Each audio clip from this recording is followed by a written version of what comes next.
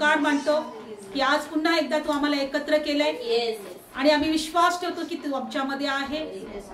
आजची केलेली भक्ती तू आशीर्वादित केली, आमच्या सर्वांच्या प्रार्थना तू ऐकल्या आणि परमेश्वरा देव बाप्पा खरोखर याच ठिकाणी पवित्र आत्मा तुझी दाट उपस्थिती आमच्यामध्ये आहे.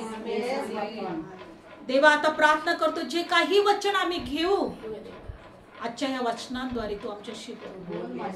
आमच्या प्रार्थना ऐक, आमच्या प्रार्थनेचं उत्तर दे. आजच्या ह्या वचनांद्वारे तू आम्हाला स्पर्श कर. पवित्र आत्मा तू आमच्याशी बोल. ओठ आमचे असू दे पण शब्द तुझे असू दे. पवित्र आत्मा तू आम्हाला शिकव, आम्हाला चालव. प्रभू येशूच्या नावात प्रार्थना करतो म्हणून माझ्या देवा तू आई. Amen. Praise the lord. Hallelujah. आज आपण बघणार आहोत प्रभू येशू बद्दल शिकणार आहोत, देवाच्या वचन शिकणार आहोत. तुम्ही जितके देवाला ओळखाल, जितकं जितकं देवाला ओळखायचा प्रयत्न कराल तुम्ही आशीर्वादित होत राहाल, तुम्ही आनंदित होत राहाल, तुम्ही समाधानी होत राहाल. तुम्हाला असं वाटेल की अरे या जगामध्ये कोणीतरी आहे जो एक देव जो मला पाहतोय, ज्याला माझ्या चिंता आहेत, जो माझी काळजी घेतो, जो माझ्या प्रार्थना ऐकतो आणि त्या देवावर भरोसा ठेवून मला जगायचं आहे. Praise the Lord. त्या देवावर भरोसा ठेवून मला जगायचं आहे. माझी एकच तहानभूक असते, प्रभू मला तुला ओळखायचंय, अजून ओळखायचंय, अजून ओळखायचंय, अजून ओळखायचंय, मला तुला प्राप्त करायचंय. Praise the Lord. तर बायबल सांगतं परमेश्वर प्राप्तीचा दिवस आहे किंवा परमेश्वरच्या प्राप्तीचा काळ आहे. तोपर्यंतच तुम्ही त्याला धावा करा, तोपर्यंतच तुम्ही त्याला हाक मारा. परमेश्वर प्राप्तीचा काळ आहे, त्याचा शोध घ्या. रोज प्रभूला म्हणा, प्रभू आजचा दिवस दाखवलाय पण मला ह्या आजच्या दिवसामध्ये तुला ओळखायला मला सहाय्य कर, तुला प्राप्त करण्यासाठी मला सहाय्य कर.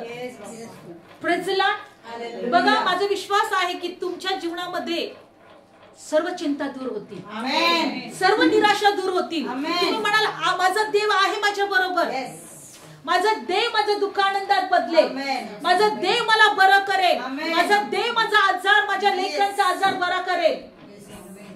आणि तुम्ही देवावर भरोसा ठेवून जगा.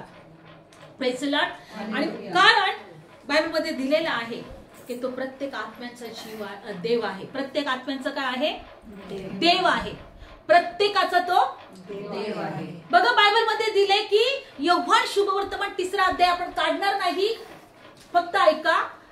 बायबल असं सांगतं की परमेश्वराने जगावर एवढी प्रीती केली, देवाने जगावर एवढी प्रीती केली की त्याने आपला एकुलता एक प्रिय पुत्र या जगासाठी दिला, यासाठी की कुणाचाही नाश होऊ नये तर प्रत्येकाला सार्वकालिकाचं जीवन मिळावं. जगावर प्रेम करणारा तो देव आहे. परमेश्वर कधीही मनुष्याची जात बघत नाही, धर्म बघत नाही, श्रीमंत गरीब बघत नाही, लहान मोठं बघत नाही, काळा आणि गोरं बघत नाही. देवाला भेदभाव नाहीये, तो जगावर प्रेम करतो. Praise the Lord. आणि म्हणून बायबल सांगतं आज आपण एक वचनातून या गोष्टी शिकणार आहोत का तो सर्व आत्म्यांचा देव आहे आणि आत्म्यावर त्याची सत्ता आहे, आत्म्यावर त्याचा अधिकार आहे.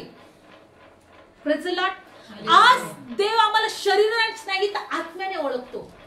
बायबल सांगतं की देव आत्मा आहे. काय आहे देव? आत्मा आहे. देव काय आहे? आत्मा आहे. आज आपण मूर्तीकडे नाही आलो, कोणत्या फोटोकडे नाही आलो, आपण जो देव आत्मा आहे त्या देवाकडे आलोय. Praise the Lord. आणि आमच्यामध्ये सुद्धा आत्मा आहे. Praise the Lord. आम्ही फक्त शरीरात नाही, आम्ही आत्म्यात आहोत. लक्षपूर्वक ऐका.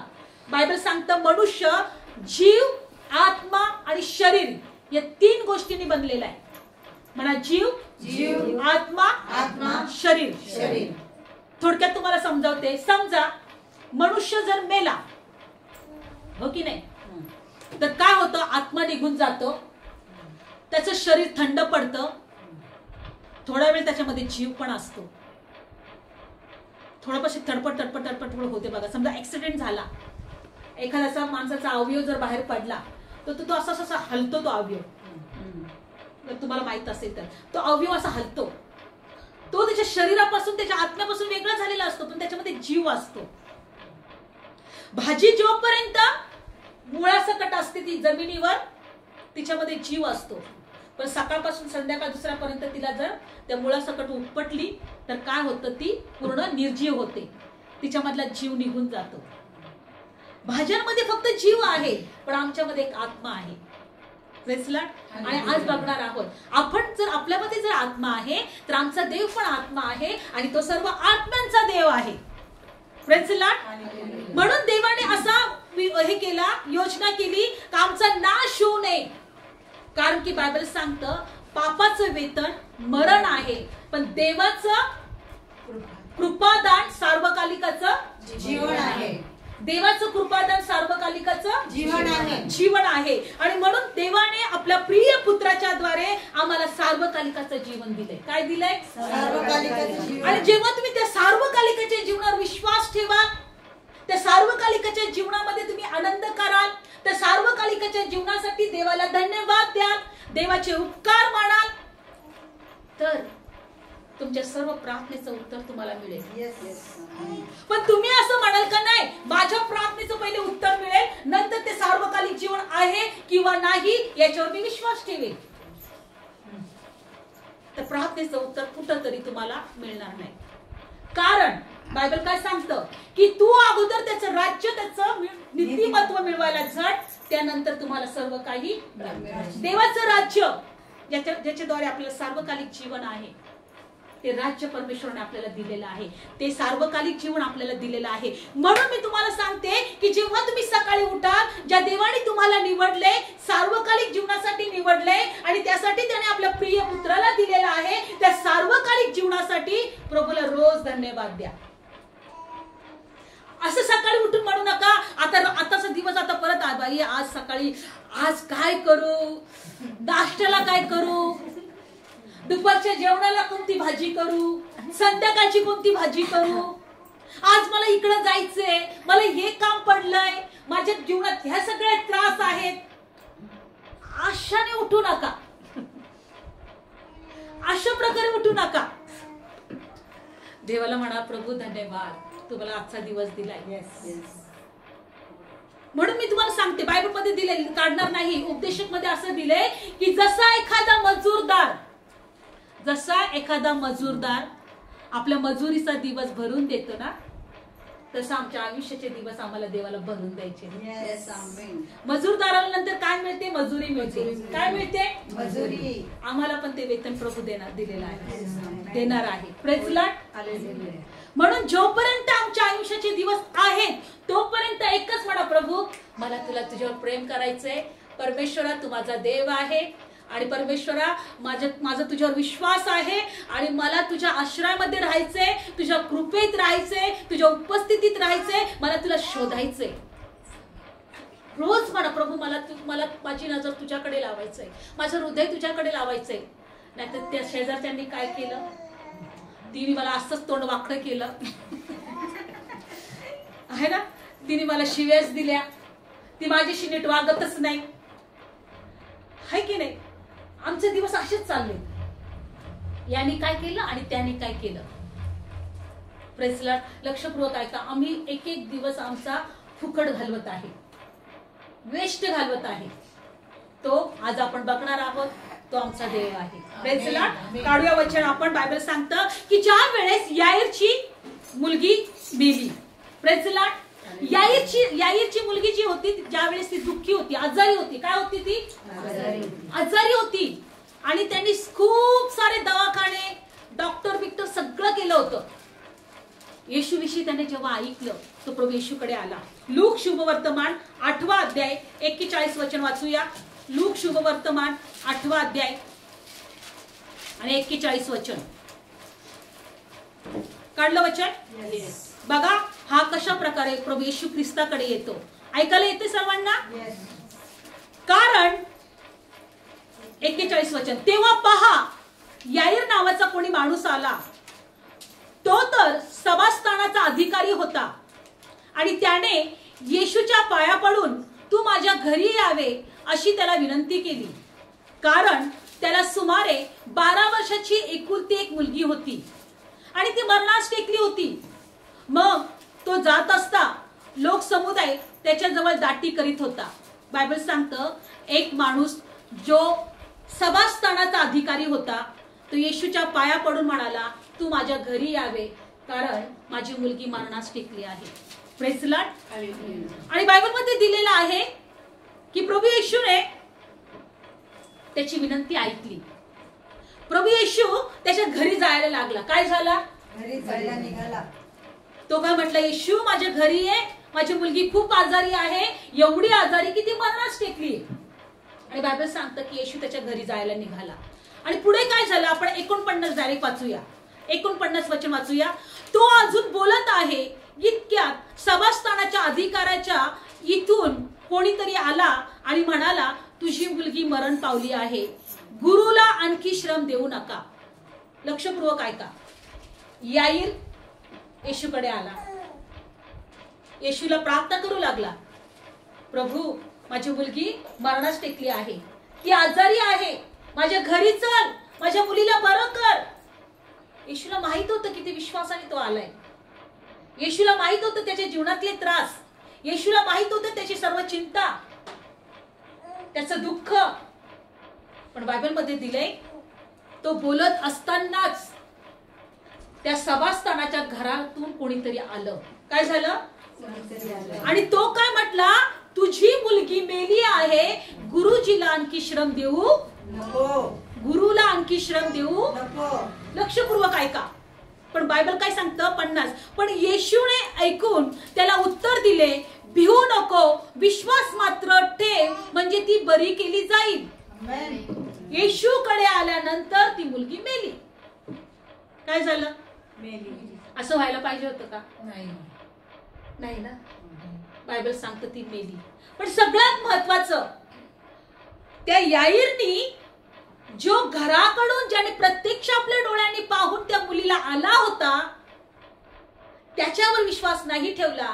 पण ज्या प्रभूने त्याला सांगितलं, भिवू नको, विश्वास मात्र ठेव, ती बरी होईल. आता ज्याने डोळ्यांनी पाहिलं त्याच्यावर विश्वास ठेवायला पाहिजे होतं. की जो फक्त सांगतो, जो तिकडं पाहू शकत नाही किंवा तो गेला पण नव्हता, फक्त आपल्या मुखाने म्हणतोय, त्याच्यावर विश्वास ठेवायला पाहिजे होता. डोळ्याने आपण काय करू, अरे हा माझ्या घरून आलाय, हा घरून येऊन पाहिलेले त्या मुलीला. पण तो काय म्हटला, प्रभू येशू जेव्हा म्हटला ना, भिवू नको, विश्वास मात्र ठेव, तेव्हा त्यांनी त्याच्या डोळ्यावर, ज्या डोळ्यांनी त्या मनुष्याने बघून स्वतः आला होता त्याच्यावर विश्वास न ठेवता येशूवर विश्वास ठेवला. आज आमच्या जीवनामध्ये असंच करायचं आहे. आमच्या डोळ्यांनी ज्या गोष्टी आम्हाला दिसतात, आम्ही आमच्या कानाने जे काही ऐकतो, आमची परिस्थिती आम्हाला जे काही सांगते, त्यावर आम्हाला विश्वास ठेवायचा नाही. पण जर येशू आम्हाला म्हणतोय का मी तुझी प्रार्थना ऐकेन, मी तुझ्या लेकराला जीवन देईन, मी तुझे आजार बरे करेल, मी तुझी परिस्थिती बदलेल, मी तुझ्या जीवनामध्ये महान कार्य करेल, तर त्या प्रभू येशूवर विश्वास ठेवा. परिस्थितीवर विश्वास नका ठेवू. परिस्थिती तुम्हाला सांगते की काहीच बदल होत नाही, काहीच प्रार्थनेचं उत्तर मिळत नाही, काहीच मनासारखं होत नाही. परिस्थितीकडे पाहूच नका. याईरने आपल्या परिस्थितीकडे पाहिलं नाही, याईरने आपल्या घरून आलेल्या मनुष्याकडे पाहिलं नाही. याईरने फक्त देवाच्या शब्दाकडे पाहिलं, देवाच्या शब्दावर विश्वास ठेवला, प्रभूवर विश्वास ठेवला. तो प्रभू म्हटला, भिवू नको, विश्वास मात्र ठेव. आमचा विश्वास मेलेली परिस्थिती जिवंत करेल. आमचा विश्वास आम्हाला विजय जीवन देईल. आमचा विश्वास आम्हाला आमच्या जीवनामध्ये आशीर्वाद देईल, आमच्या हृदयाच्या इच्छा पूर्ण करेल. परिस्थितीकडे पाहू नका, एकच म्हणा, प्रभू तुझा शब्द जे तू बोललेला आहे, भिवू नको, विश्वास मात्र ठेव, त्याच्यावर मी विश्वास ठेवीन. आणि बायबल सांगतं की त्यानंतर प्रभू येशू ख्रिस्त घरी गेला. कुठे गेला? घरी गेला. रडारड, सगळीकडे वातावरण असं झालं होतं. सगळे लोक रडत होते. पण बायबल सांगतं की प्रभू येशू त्या ठिकाणी गेल्यानंतर काय झालं, आज तुम्हाला मला एक गोष्ट दाखवायची आहे. काढू आपण वचन, पुढे काय झालं. मग 51, मग घरात आल्यावर त्याने पेत्र, योहान, याकोब, मुलीचा बाप आणि तिची आई याच्या वाचून कोणालाही आपल्या बरोबर घेतलं नाही. आणि सर्व तिच्यासाठी रडत होते, शोक करीत होते. पण तो म्हणाला, रडू नका, कारण ती मेली नाही तर ती झोपेत आहे. 53 वचन, तरी ती मेलीच आहे हे जाणून ते त्याला हसू लागले. ओ, जग तुम्हाला हसेल. जग तुम्हाला, तुमच्या शेजारचे काय करतील? हसतील. बायबल सांगतं की तो फक्त तिघांना, आपल्या चौघांना घेऊन गेला. त्याचे शिष्य, त्या मुलीच्या आई वडील, एवढ्यांनाच तो घरी आतमध्ये घेऊन गेला. 54, पण त्याने तिचा हात धरून आपल्या हात घेऊन आपल्या हातात घेऊन तिला हाक मारून म्हटले, मुली उठ. तेव्हा तिचा आत्मा परत आला आणि ती लागलीच उठली. मग तिला खायला द्यावे अशी त्याने आज्ञा केली. लक्षपूर्वक ऐका. ज्यावेळेस येशूने म्हटलं की मुली उठ, तिचा हात हातात घेऊन म्हटलं येशूने, मुली उठ. लक्षपूर्वक ऐका. येशू तिला काय म्हटलं? त्या मुलीला उठ. येशू त्या मुलीला काय म्हटला? येशू त्या मुलीला काय म्हटला? आणि बायबल सांगतं की तिचा आत्मा जो होता तेव्हा तिचा आत्मा परत आला. आत्मा परत आला. का मेली होती? तिच्यातला आत्मा निघून गेला होता. तिच्यातला आत्मा निघून गेला. येशू जसं म्हटलं तिला उठ, मुली उठ, आत्मा परत आला. कोण परत आला? आत्मा. आत्मा. म्हणून मी तुम्हाला सांगते, आपण जे बोलू ते होणार.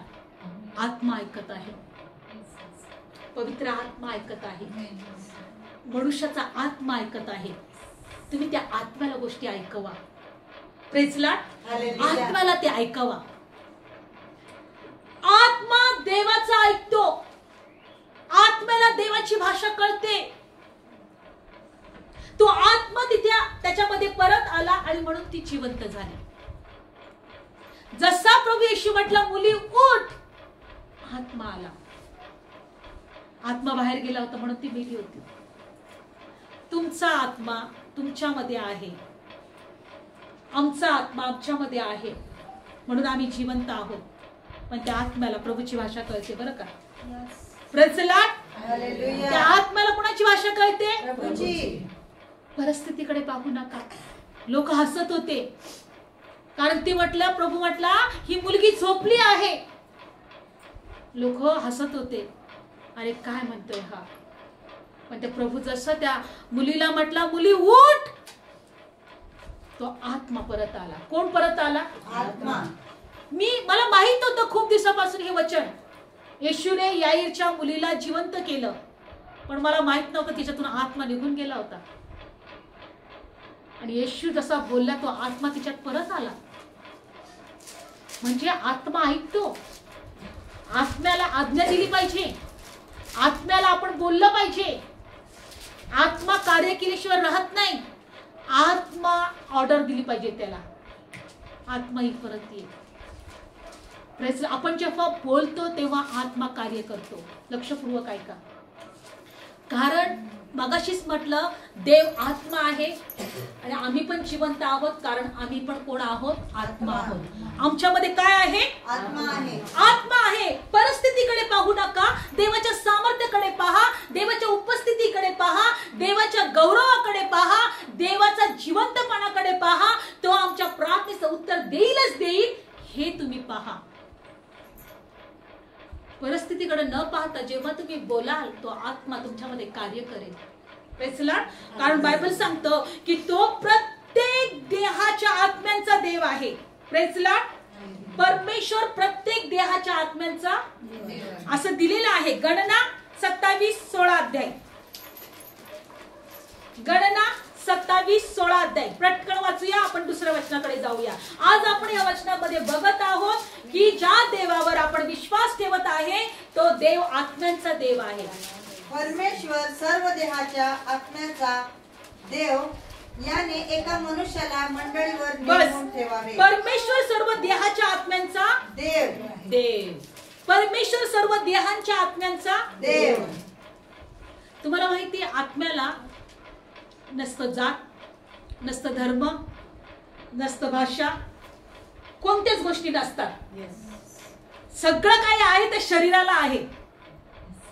नाती गोती, जात धर्म, उच्च नीच, शरीराला सर्व काय आहे. कोणाला आहे? आत्म्याला नाही. देव आत्मा ओळखतोय. प्रेसला तो सर्व आत्म्यांचा देव आहे. तो सर्व आत्म्यांचा देव आहे. देव आहे. आणि पुढे जर बायबल सांगतं की त्याने जर आपले मन जर आमच्याकडे लावले. योबाचं पुस्तक 34 अध्याय बघा. योबाचं पुस्तक 34 अध्याय 14 आणि 15 वचन वाचा. योबाचं पुस्तक 34 अध्याय 14 आणि 15 यामध्ये असं दिलेलं आहे का जर परमेश्वराने आपलं चित्त जर आमच्याकडे लावलं, आपलं मन जर आपल्याकडे लावलं तर काय होईल बघा.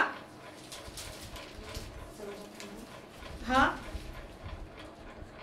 जर त्याने हा. आपल्याकडेच आपले मन लावून आपला आत्मा व आपला श्वास आपल्याकडे परत घेतला तर सर्व देह एकदम नष्ट होतील आणि मनुष्य धुळीत परत जातील.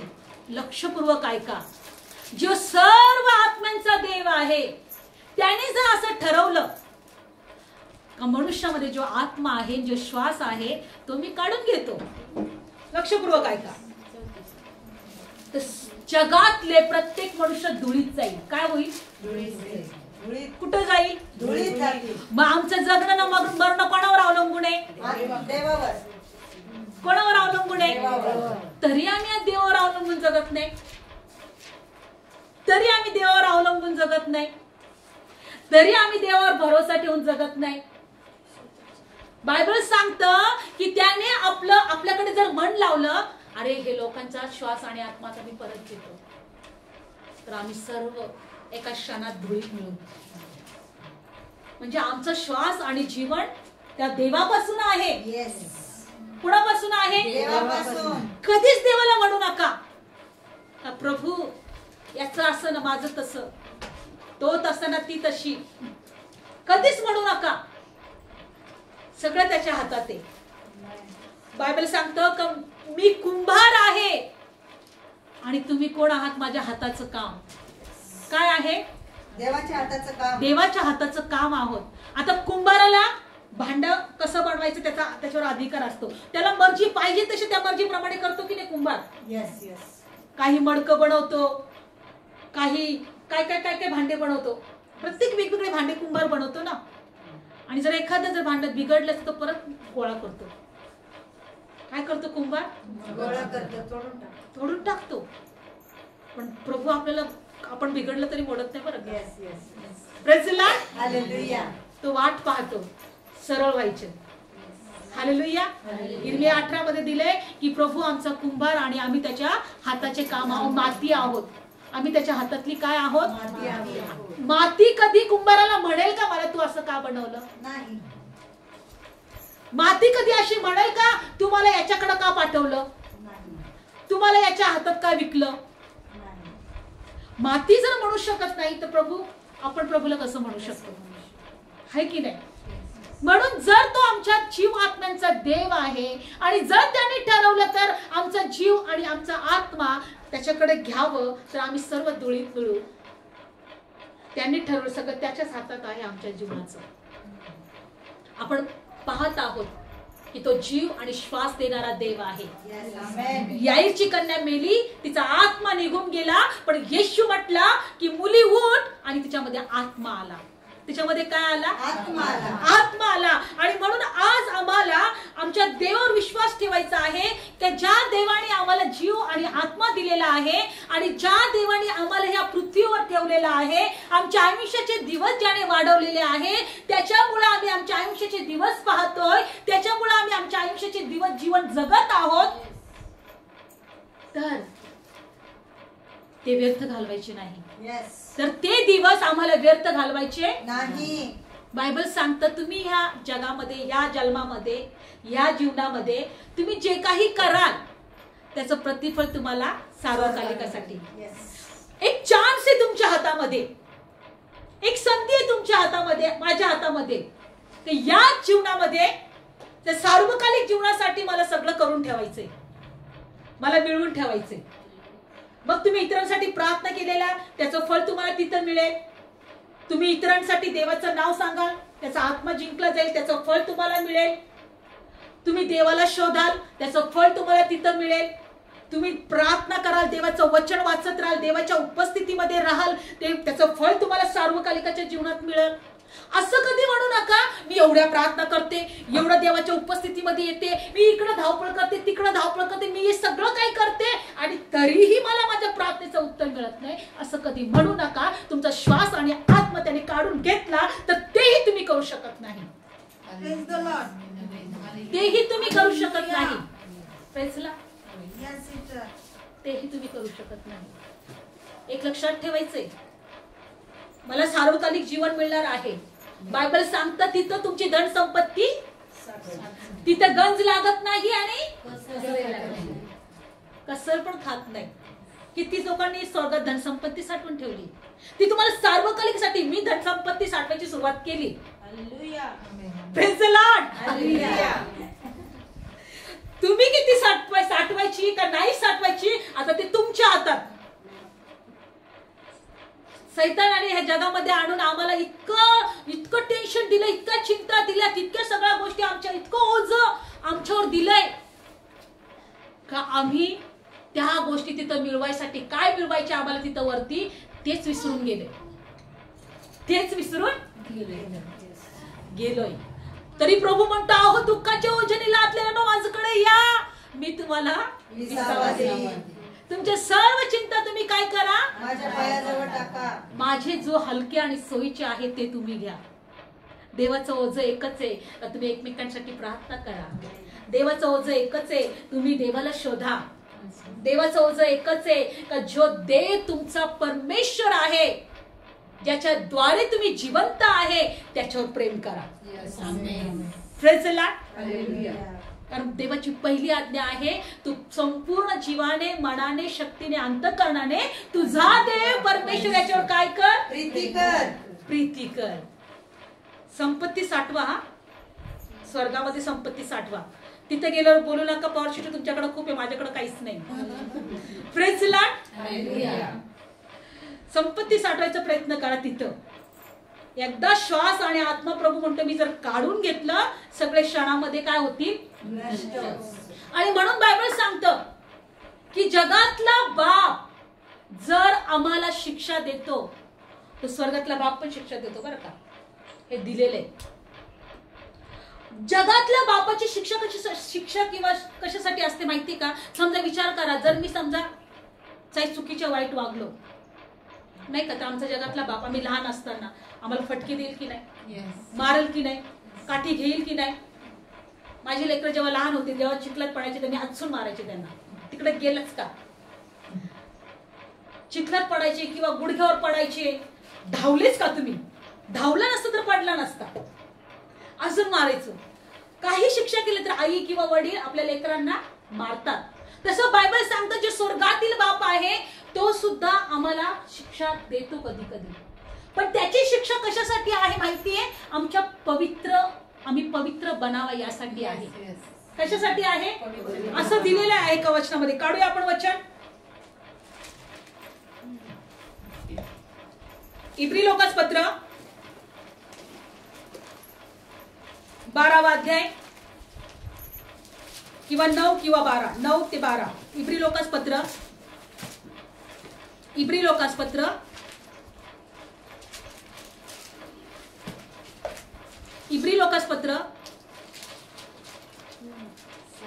12 आहे का?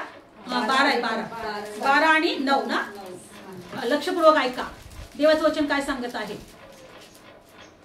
शिवाय आपल्या देहाचे बाप आपल्याला शिक्षा करणारे होते. आपण त्यांची भीड धरत असू तर आपण विशेष करून आत्म्यांचा जो बापाचा अधीन व्हावे व जगावं की नाही. आपला देहातला बाप, लक्षपूर्वक ऐका, आपल्या देहाचे बाप कसे होते? शिक्षा करणारे आणि आपण त्यांची भीड धरत असू आणि आपण विशेष करून आत्म्याच्या बापाचा अधीन व्हावे किंवा जगावे की नाही.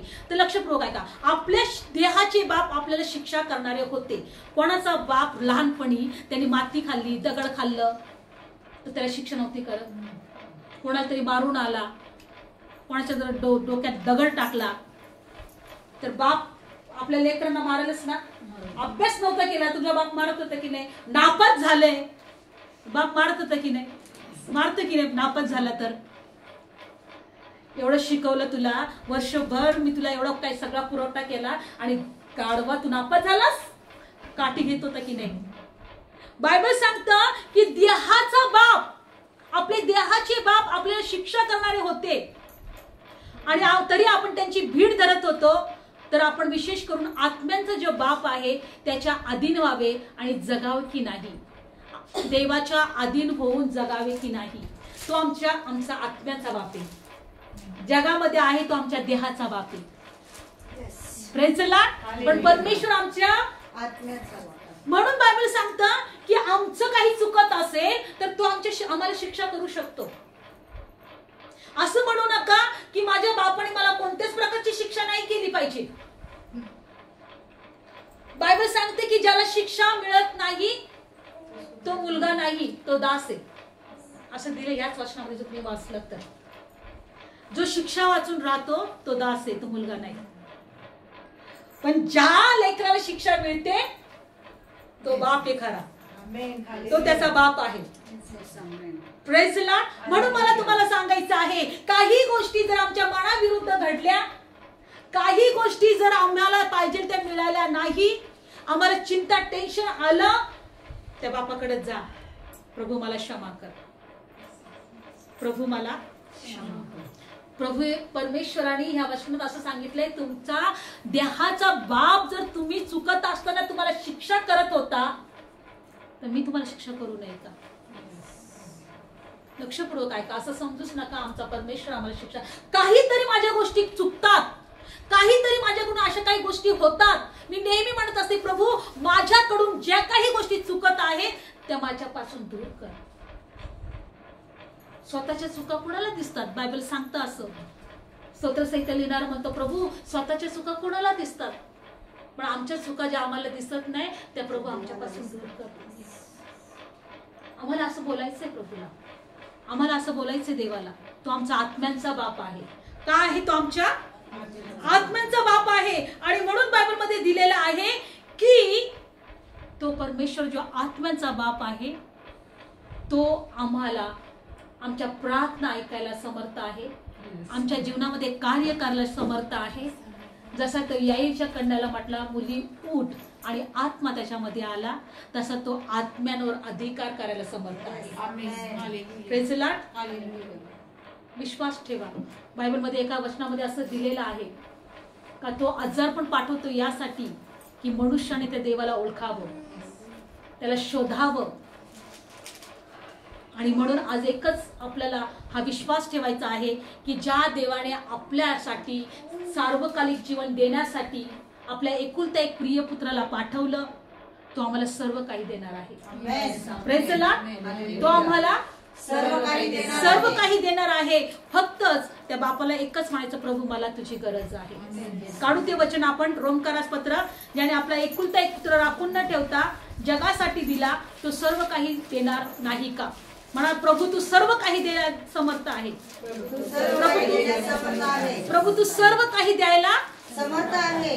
रोमकारास पत्र 8वा अध्याय, काढलं वचन 32, वाचा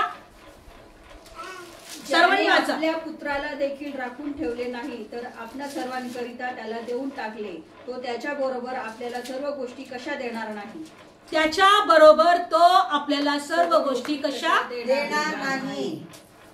प्रभू येशूला त्याने पाठवलं, प्रभू येशूला आमच्यासाठी दिला, प्रभू येशूच्या द्वारे सार्वकालिक जीवन दिलं, प्रभू येशूच्या द्वारे त्या परमेश्वराने आमच्याशी समेट केला, आमचे श्राप दूर केले, आमचे आजार त्यांनी स्वतःवर घेतले. बायबल सांगतं की त्याने एकुलता एक प्रिय पुत्र आमच्यासाठी दिला, त्यानंतर तो सर्व काही देणार नाही का? सर्व काही देणार नाही का? देईल. आमच्या आत्म्याच्या बापाला ओळखायला शिकलं पाहिजे. आमच्यामध्ये एक आत्मा आहे आणि त्या आत्म्यांचा एक बाप आहे. त्या आत्म्यांचा एक काय आहे? देव आहे. Praise the Lord. विश्वास ठेवा. आज प्रभू आपल्याला एकच शिकवत आहे.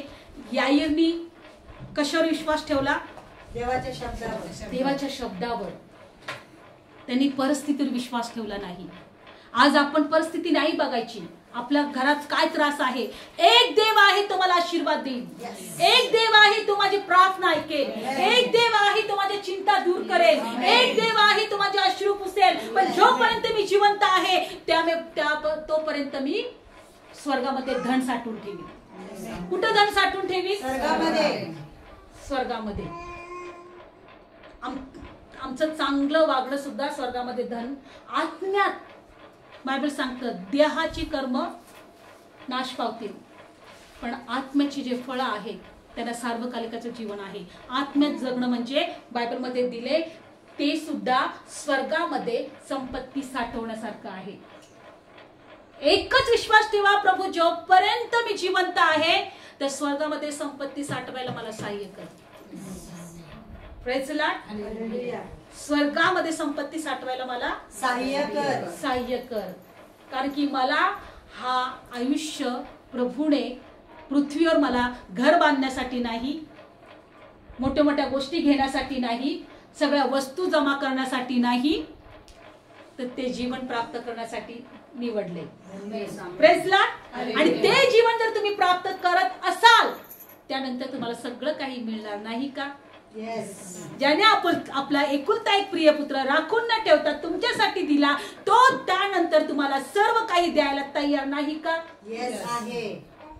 असं म्हणू नका की प्रभू सगळं काही करते, प्रार्थना करते, वचन वाचते, तुझ्या उपस्थित येते आणि तू माझ्याशी असा का वागतो? नाही, मला स्वर्गाकडे लक्ष द्यायचंय, तिथल्या गोष्टी मिळवायच्या आहेत. बायबलमध्ये दिलेलं आहे, कारण ते सार्वकालिकासाठी त्या मला मिळणार आहे. आपण पृथ्वीवर जे काही मिळू ते इथं सोडून जायचंय, पण तिथं जे काही मिळू तिथं आपल्याला मिळणार आहे. सार्वकालिकासाठी डोळे बंद करूया. तो आमच्या आत्म्यांचा देव आहे. याईच्या कन्याला प्रभू येशू म्हटला की मुली उठ, आणि आत्मा परत आला. ती मुलगी जिवंत झाली. होय, आमच्या आत्म्यावर देवाचा अधिकार आहे. आमचा आत्मा परमेश्वर ओळखत आहे आणि आमचा आत्मा देवाच्या अधीन आहे. आज आम्ही वचनात शिकलो प्रभू. आज आम्ही पाहिलं प्रभू की जर तुझी इच्छा झाली आणि तू जर आपलं मन ह्या पृथ्वीवर लावलं आणि त्यांच्यामधला जो श्वास आणि आत्मा जो आहे मनुष्यामधला तो जर काढून घेतला तर प्रत्येक मनुष्य धुळीत मिळेल. पण आज प्रभू अनेक लोक तुला न ओळखता जगत आहे, तुझ्यावर विश्वास न ठेवता जगत आहे, आपल्या आयुष्याचे दिवस व्यर्थ घालवत आहे. पण आज तू आमच्यावर दया केली. आज तू आम्हाला निवडलं. आज तू आम्हाला तुझी ओळख करून दिली. आम्ही तुला ओळखावं, तुझ्या योजना आम्ही ओळखाव्या, त्यासाठी आम्ही धन्यवाद देतो. तुझे उपकार मानतो. हो, याईरला प्रभू तू जिवंत केली. याईरच्या मुलीला तू जिवंत केलं प्रभू. खरोखर आम्ही तुझ्यामुळे जिवंत आहोत. आम्ही तुझे उपकार मानतो. देवा, आज तुझ्या लेकरांना तू स्पर्श कर. आज तुझ्या लेकरांना तू आशीर्वाद दे. आज तुझ्या लेकरांची तू भेट घे. आज तुझ्या लेकरांकडे तू पहा प्रभू. तुझ्या लेकरांच्या हर एक प्रार्थना तू ऐक प्रभू. हर एक प्रार्थनेचं उत्तर दे. जे आजारी आहेत त्यांना स्पर्श कर. जे कॅन्सर, अनेक मोठ्या मोठ्या जखमा, अनेक मोठे मोठे आजाराने पिडलेले आहेत, जो तू सर्व आमच्या आत्म्यांचा देव आहे, आज तुझा आत्मा त्यांच्यापर्यंत पोहोचू दे. त्यांना स्पर्श कर आणि बरं कर देवा. देवा, तुझ्या लेकरांवर दया कर. हे मेरे परमात्मा, मेरी आत्मा पुकारे, मुझको आवाज देना, हे दुनिया के सुरजनहारे. मुझको आवाज देना, हे दुनिया के सृजनहारे, हे मेरे परमात्मा, मेरी आत्मा पुकारे, मेरी आत्मा पुकारे. धन्यवाद देवा, आज आम्हाला प्रत्येकाला तो आशीर्वाद दिला. धन्यवाद, तू आमच्या प्रार्थना ऐकलेल्या आहेत. आमच्या प्रत्येकाच्या प्रार्थनेचं उत्तर होय आणि आमेन मध्ये आम्ही प्रभू येशूच्या नावात स्वीकार करतो. आणि ज्याने एकुलता एक प्रिय पुत्र राखून न ठेवता आमच्यासाठी दिला, तो सर्व काही द्यायला समर्थ आहे. येशूच्या नावात हे वचन आमच्या जीवनामध्ये आम्ही स्वीकार करतो आणि तुला गौरव देतो आणि प्रार्थना येशूच्या नावात मागतो. आमेन. बोले येशू मसीह की जय.